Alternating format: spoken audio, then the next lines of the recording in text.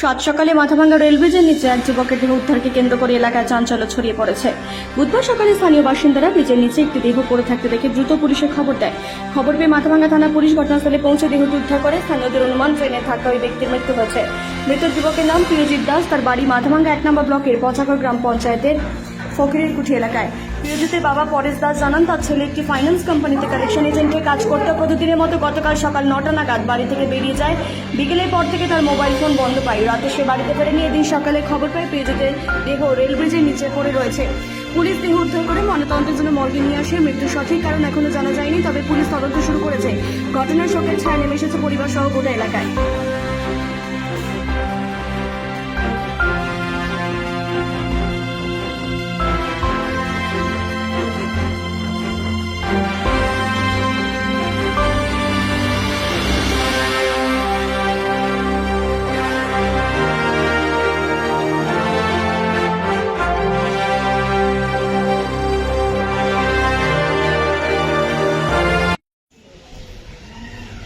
মানে ও কাজ করে টাটা ফাইন্যান্সের কাজ করছে। তো কাজটা যে করায় সে হচ্ছে অভিজিৎ, শিলিগুড়িতে থাকে, ওর আন্ডারে কাজ করে। তো কালকে 9টার থেকে মানে 9টার দিনে ও বাড়ি থেকে বের হয়ে যায় কালেকশনে। তো কালকেও বের হয়েছে, মানে কালকে কি বার ছিল? মঙ্গলবারে বের হয়েছে। মঙ্গলবার বের হয়েছে, ওকে পাওয়া গেছে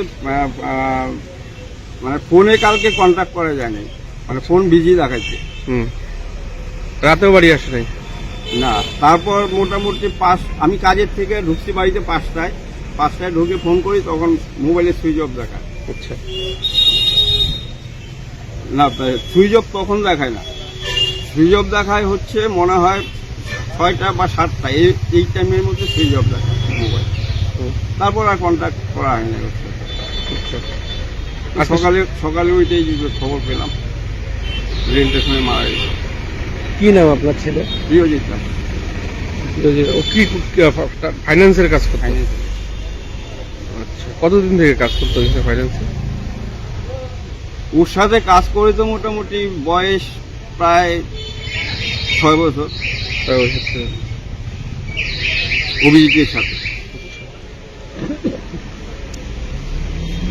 কি মনে হচ্ছে আপনার? মানে আমার কি মনে হচ্ছে আমি ঠিক বুঝতে পারতেছি না। মানে কাকে বলবো, কাকে দোষী ভাববো? কাউকে দোষী ভাবার মতো আমার কাছে নাই। আমার বাড়িতে কোনো অশান্তি নেই, বাড়িতে একদম পরিষ্কার। মানে সকালে আপনি জানতে পারলেন যে আপনার ছেলের দেহ পাওয়া গেছে ওখানে, কার সাথে কোনো রকম ঝামেলা বা কোনো কিছু? না, এই দিকটা আমাদের বাড়ির দিকে নাই, ওর কাজের দিকে আছে কিনা আমি সেটা জানি না। কি নাম আপনার? আমার নাম পরেশ দাস। বাবা হন? বাবা। বাড়ি? ফকির।